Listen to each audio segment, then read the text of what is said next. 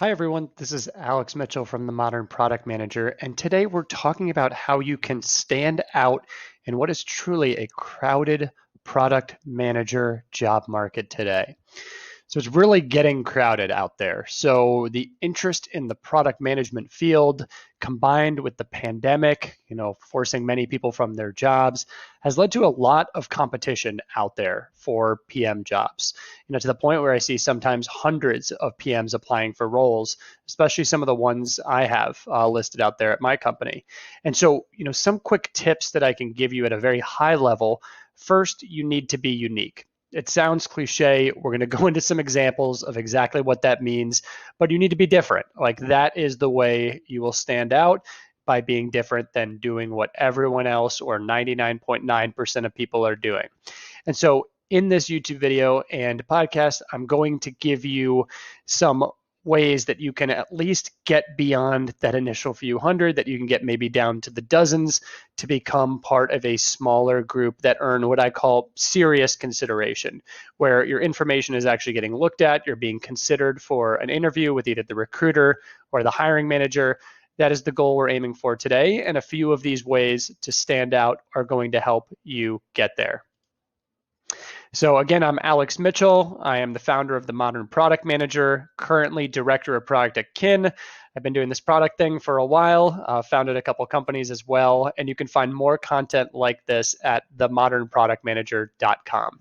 Let's jump right back into our topic. So 7 ways that you can stand out in this crowded product management job market that we're in right now.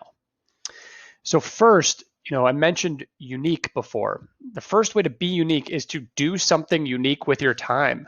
So if you're currently unemployed, instead of just doing what everyone else is doing, which is mostly applying to 10 jobs a day, monitoring the job listing boards, trying to submit resume and cover letter after resume and cover letter, instead try and lend your product skills, or if you're not a product manager, start developing them by working with, for example, a nonprofit that's helping with COVID relief.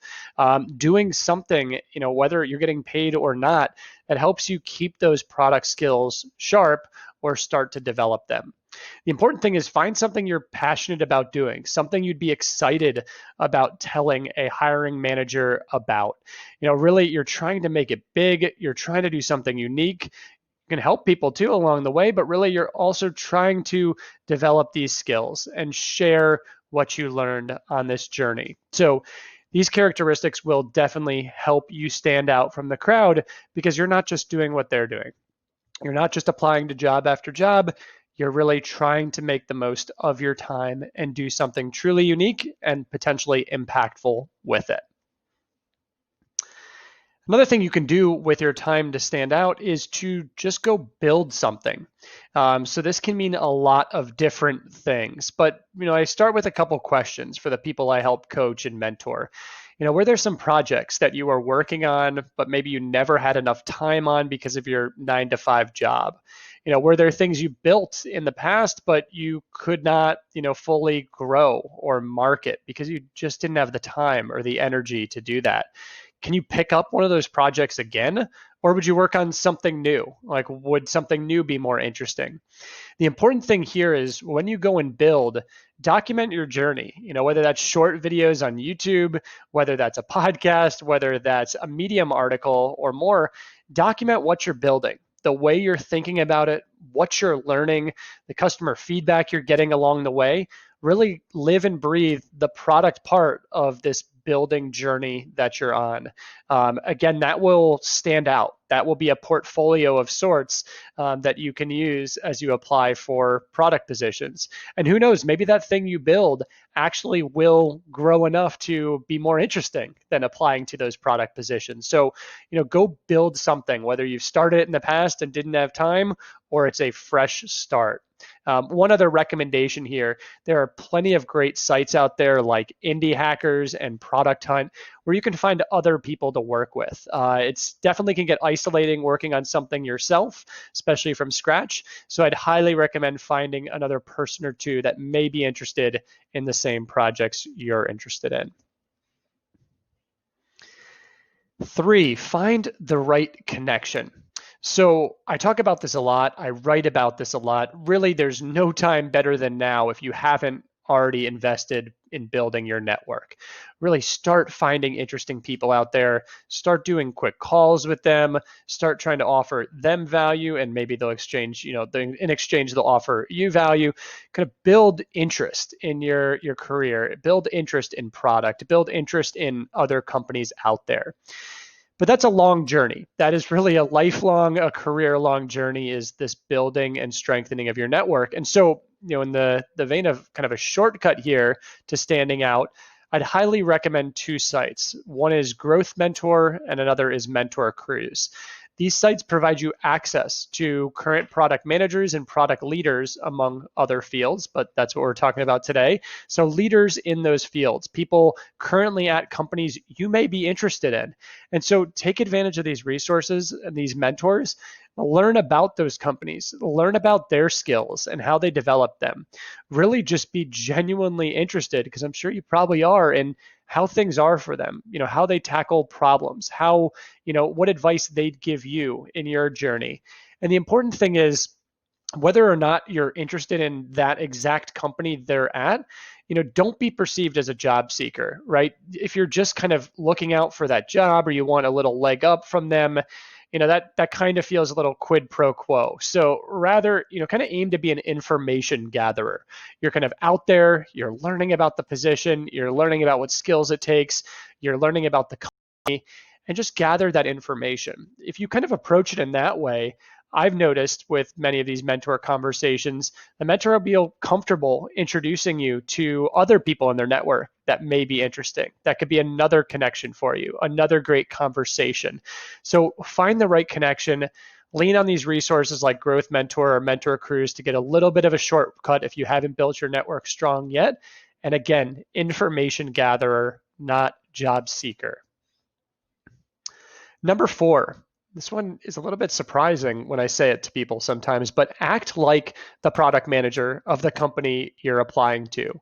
So, even before you get called back for an interview with a hiring manager or a recruiter, if you really are passionate about this role, you should be interested enough to kind of prepare a case study of your own, right? Think through, what the kind of goals of this business are, maybe what features this product is missing, how you would evaluate those features, develop hypotheses, test them, how you would validate them, how you'd gather customer feedback, kind of the entirety of the product management process. Apply it to that company you're interested in. So create that case study even if they didn't ask for one. And a couple things you'll learn along the way here. One, you'll get to keep those product skills sharp.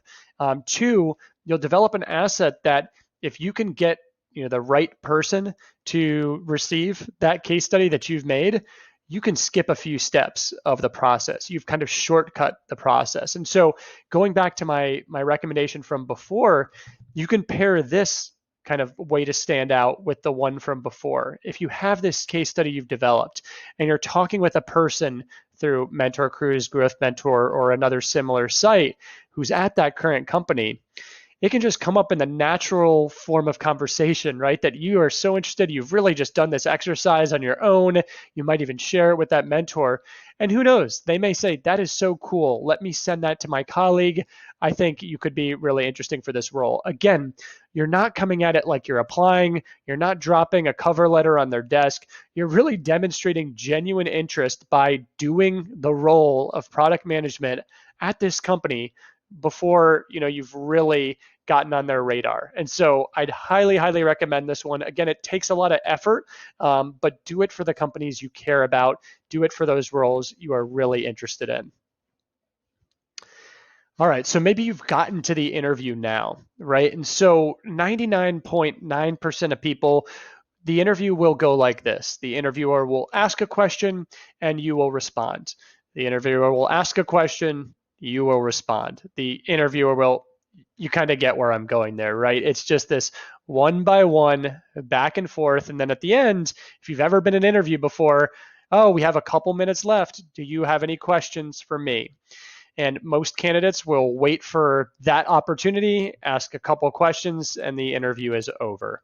So again, you want to be unique. transform the interview into more of what I call a working session. So imagine that instead of it being an interviewer who works for that company and you, a prospect or a person who's interested in working at that company, you're two colleagues. You're two colleagues on the product team trying to wrestle with, challenges in the business, trying to determine what to do next, trying to prioritize the roadmap, whatever it is. Think about it in that way. Transform it into a working session, and really you can do this in a couple ways. Carefully share your ideas and questions and thoughts as you go through the interview. So if something the interviewer says in response to your response sounds interesting and piques, gives you an opening, piques your interest, ask more about that. Ask about, oh, have you ever done this before? Have you ever done that? How did that end up? Kind of ask these natural follow-ups to really demonstrate interest. And when you have ideas, share them. You can share them like this. I don't know everything about your business, but it seems an opportunity could be X, could be Y. And the interviewer, and I speak from personal experience as being an interviewer in a lot of these cases, if I have a candidate like that, I can tell that they are engaged. They've done their homework. They are passionate about this role. They're already seeing themselves in the role. I already feel like they're my colleague instead of a person I'm interviewing. That is the ultimate goal for a interview, especially a product one. Don't make it one-sided. Transform it into a working session. Number 6 here, lean into your product manager type. Certainly, when you're preparing for your interview, you're trying to, make sure that you're ready for, any types of questions. You're ready for technical questions as a product manager, product design questions, estimation, analytics, process, you name it. You're kind of being ready for all of those types of questions. But you know what? So are almost all other people who are interviewing for the role.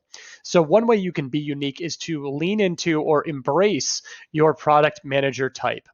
And so what I mean is if you are a technical product manager or an analytical product manager or a visionary product manager, as an interviewer, I want to feel that. I want to feel that come out in our conversation. I want to feel that come out in your resume. I want to feel that come out in your LinkedIn. I want to feel that come out in a cover letter if it's there. Really lean into that product manager type. Don't try and act like you're everything to everyone. It's better if you embrace that strength. You talk about the ways that it's benefited you, the ways that you work with others who complement that strength and have contrasting strengths. Those are the more compelling candidates when I'm interviewing people for product roles, the ones who really know where they have superpowers and also where they need to work with others. So I've linked more resources in here if you want to check out the different product manager types and what you'd think you would kind of fit into best. Final one here, write a book. Wow, that really elevated quick. We were talking about some simpler things, and now we're all of a sudden talking about writing a book. But one of the things here that I've noticed as I see candidates out there struggle, especially the ones who post and they turn into viral posts on LinkedIn, struggle with dozens or even some case hundreds of applications with no response. I do a mental calculation. I think of all the hours they spent preparing those applications, tweaking the cover letter, even just the mechanics of submitting the application and all the associated details. That's hours per application times hundreds of applications, and they're not standing out, right? They're not achieving that uniqueness goal that we're aiming for today. Where writing a book has actually gotten easier than ever. Again, as I mentioned before, with a different topic, you want to be passionate about what you're writing about. Don't just write a product book because it's a product role. Write about customer feedback because you really enjoy that. Write about user experience. Write about A/B testing. Write about something you really care about and you've invested in learning a lot about. And then use tools like Kindle Direct Publishing or Scribe Writing to help you get this book out there. I think it's also important that a book doesn't have to mean a 500-page novel. It can be a 50-page PDF, but really make it high quality. Invest in it. Have others help you out. Have others write parts of it. Leverage things like Fiverr to help produce covers and things like that.